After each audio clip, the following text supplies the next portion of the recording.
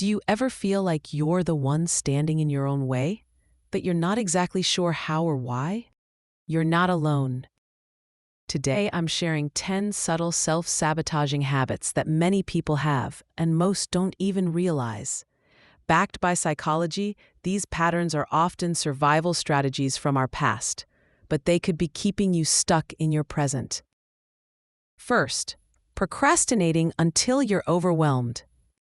You're not lazy, you're anxious. It is called avoidance coping, and it often shows up when we're afraid of failure, judgment, or not being perfect. Your brain thinks if you delay it, you can delay the feeling of not being good enough. Second, shrinking yourself to be more likable. People-pleasing is a trauma response, not a personality trait. It's called the fawn response, where we abandon our own needs to keep the peace or avoid conflict. But every time you shrink, you tell yourself you're not worthy of being fully seen. Third, always being busy so you don't have to feel. If you can't sit still without checking your phone or starting a new task, you might be using productivity as a distraction. Constant doing is often emotional avoidance in disguise. Slowing down feels unsafe when your nervous system is stuck in survival. Fourth, constantly comparing yourself to others. Comparison is natural, but when it becomes constant, it's toxic. According to social comparison theory, we use others to measure our own worth. But when that turns into self-judgment, you're outsourcing your value to someone else's highlight reel. Fifth, not celebrating your wins. Your brain has a negativity bias. It clings to what went wrong and glosses over what went right. That's why you need to intentionally celebrate progress. If you don't, your mind stays in fix-it mode, never letting you feel proud or fulfilled. Sixth, avoiding rest because you haven't earned it. This one's big. We've been conditioned to believe that rest is only for when we're done doing enough. But the truth is, rest isn't a reward. It's essential for your mental health, emotional regulation, and creativity. You don't need to earn your worth. Seventh, tolerating toxic people because you fear being alone.